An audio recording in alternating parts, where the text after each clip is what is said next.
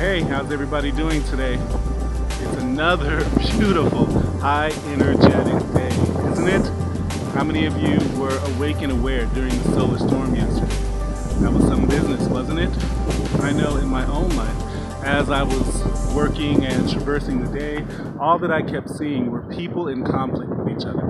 All I was seeing were people arguing, people fighting, people moving around sluggishly as if they were underwater. Yet they were irritable, they were on edge. Well, there was a G2 megaelectron flux that was very high yesterday, as well as the 3 coronal holes on the sun that were just blasting particles toward Earth. And as those particles hit our magnetosphere and depressed it again, as I've told you many times, this energy actually excites the Schumann resonance, which excites our intellectual and emotional bodies, and we respond to that by acting out often.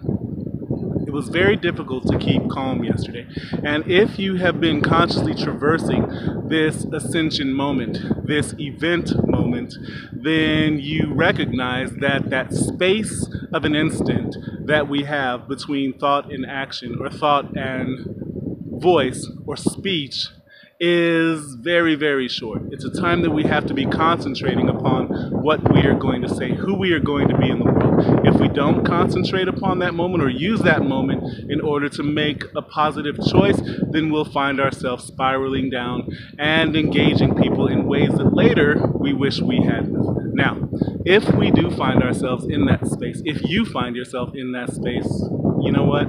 It's okay. This is life, and none of us is perfect, and we're going through this together. So if you find yourself giving voice to the emotions that you feel in the moment, if you find yourself in a conflict with someone in the moment, the best thing you can do in that instance is to recognize the fact that you are in a space of being that you do not want to continue. Once you make that realization, you have to make a choice. You have to choose whether or not to continue on in this space of being or whether or not to end it. And the best way to end it immediately is to stop speaking, right? Stop arguing, stop discussing, stop fighting, whatever it is that you're doing in that instant. If you want to call it a debate, a discussion, whatever you want to call it, stop it and take a deep breath. A really deep breath, filling your lungs, and then exhale and release all of the air within your lungs, and then do the same thing 2 more times. 3 deep breaths, folks. And the person that you're engaged with at that moment, they're going to look at you like you're crazy because you're in the middle of something, but you know what? It doesn't matter. It's not about them. It is about you, and it's about who you want to be in this world. Now, I was listening to my sister Soul Fleur Brown on a video yesterday where she was talking about this particular space of being. And she was talking about the splitting of the worlds, the separation of the types of people. Well, that is going on in full effect. And if we interact with people in our lives, often, even if those people seem like they're on a different path than you, if you are consciously upon this ascension path, then you are only interacting with people who can achieve the same heights that you achieve. Even if it doesn't seem like it in the moment, even if it seems like they are on a negative path, on a service to self path, a evil path, quote unquote, or malignant narcissistic path, if you are interacting with them and your path is sure and direct into the light, then that person has a chance. And you know what? You are their opportunity. You are their chance to make a different choice. Because on this path, in this time of the splitting of the worlds, anybody who does not resonate with us, who is definitely and surely on the quote-unquote other side, you know, you may consider yourself service to others, and they may be firmly service to self. You're not going to interact with them directly. You're going to see them at a distance, maybe, if chance and circumstance even brings those type of people into your field. It won't be in direct interaction with you. It will be literally as if you are inhabiting 2 different worlds, even though you can see those people in this same world with us. So anybody who interacts with your field has an opportunity to shift upwards, to have their resonance level, their body's vibration raised in tune with the times and in tune with this cosmic wave that is apparently hitting along with the solar emanations that we've been experiencing as well. A man named Ray LaFollette, I think his name was, he wrote about the wave a long time ago, like some years ago, maybe back in the 80s or the 90s. And Laura Knight Jadzik has a website where she talked about the wave. And she receives channels from a group of beings called the Cassiopeians.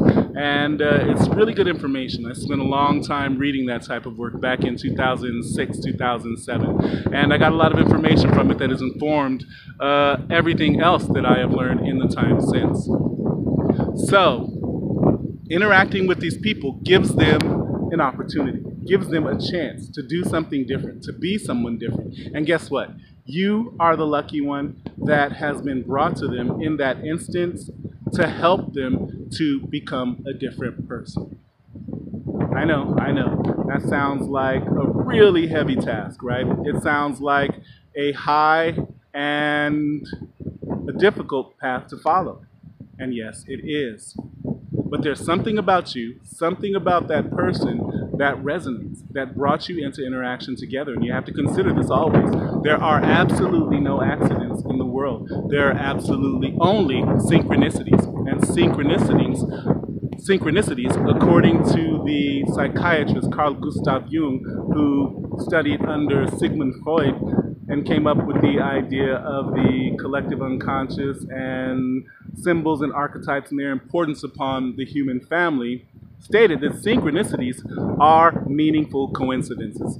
Even if you're not a person who believes in the supernatural or the supernal or spiritual realities, then psychiatrically speaking, there is firm evidence that we do share a collective unconscious. And these symbols and archetypes that we dream of often have the same meaning no matter what culture you're in.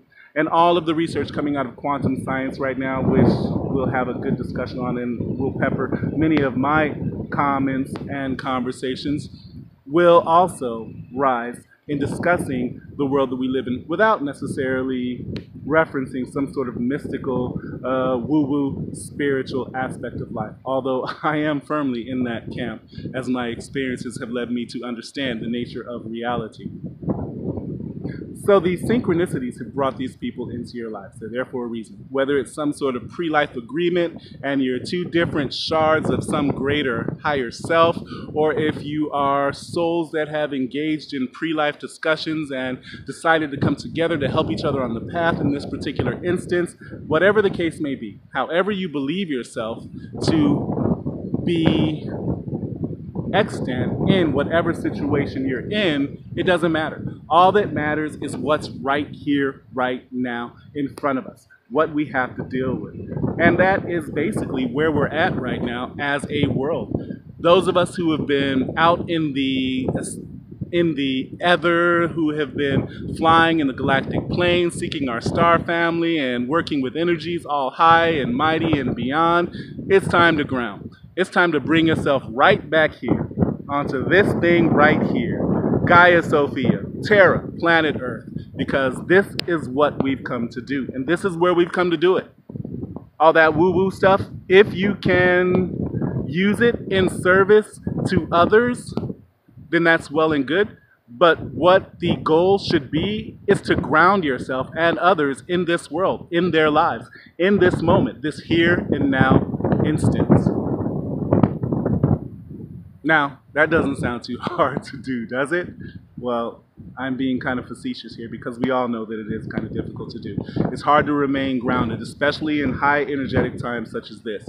There's a lot going on at every level of consciousness vibration, all the way from the grandmothers and the grandfathers, which are the rocks like these you see down here beside me, to the trees and grass, to the sky and the waters above, the clouds, and the waters below, the rivers, the oceans, the world ocean, the moisture in the sky, the water in our bodies, all co-resonant, all communicating constantly in quantum interaction, quantum entanglement, you know? It's all about becoming tuned in to yourself. By becoming tuned into yourself, you become tuned into the world. Again, man, woman, know thyself, that you may know the gods and the goddesses.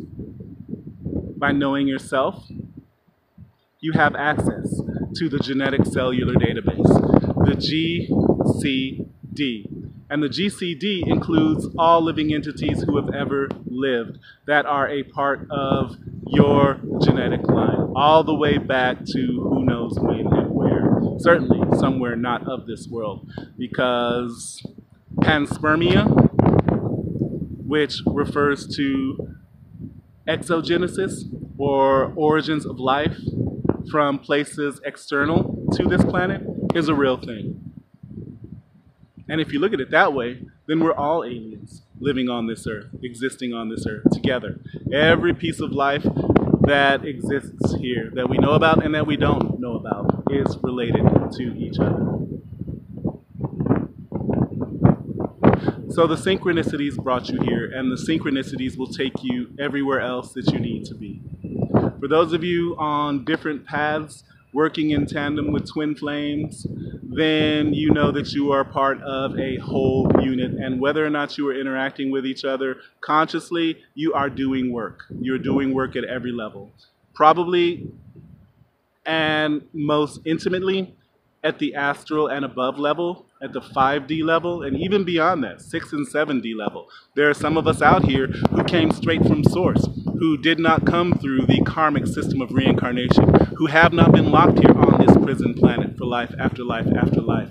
Dolores Cannon spoke to this, and she spoke to it in a lot of depth. Some of us are volunteer souls who have been here and came here specifically for these times, but specifically to assist other souls on the journey as they rise through these dense layers of consciousness, through these impressed layers of genetic pain and suffering that these bodies that we inhabit have taken on from centuries and millennia of existing here on this pain magnet or prison planet, however you want to see it. And so we have to work through that detritus that's coming up from within us, and that is affecting everything that we see and do. Often the things that we think and say don't even come from us. They come from somewhere within us. And as I spoke to y'all about in the discussion on Archons, which I'm going to get back to in another video and speak about more in depth, the thoughts that you think are your thoughts aren't even necessarily your thoughts. They're not even coming from you. These thoughts are part of a collective entity that is external to you, but that is within you as it is within every other living entity, except for those few who have been able to banish that entity from their fields. And there are those out there. And it is possible, in case you didn't know that that was the case, it is. Although most people who think they haven't really. And I guess that's a whole nother conversation as well. A lot of people who think that they have done a lot of things and are something that they perhaps are not, are running around talking as if they were. I'm not casting aspersions on anyone in particular. I'm saying in general that 9 out of 10 gurus or teachers who say that they are something are not necessarily that. Those who profess something and who shout it out to the world often do not know what they're talking about. But because we live in a world of psychopaths and sociopaths, they can say whatever they want to without having to prove it. And a lot of people can read or listen to a lot of information and internalize that information. They've got good memories, they've got a strong intelligence, but that doesn't necessarily mean that they are what and who they say that they are. And they may even believe that they are that, you know? They may even believe it. And people who believe something about themselves can often convince others that that thing that they believe about themselves is true. But that doesn't necessarily make it so. The evidence is in the actions. The evidence is in the demeanor. The evidence is in the manner in which an individual carries themselves through the world. And often, what things seem like on the surface are not how they are beneath. Which is something to keep in mind as we are passing through this particular phase of the journey. As we're dealing with this most recent solar storm, it came through yesterday, it's really resonant, really high frequency, and it's bringing up a lot of detritus from a lot of people who have to express it, who have to move through it, which is a large part of our goal, a large part of our point in being here and doing the things that we're doing right now, right? Those of you who are watching and listening to me right now, each and every single one of you is supposed to be right here. It's a pre-life agreement to be here if you believe in such things. Or it's a synchronicitous occurrence that we are sharing this energy in this space and time whenever you view this video. I think that's enough for today. Peace.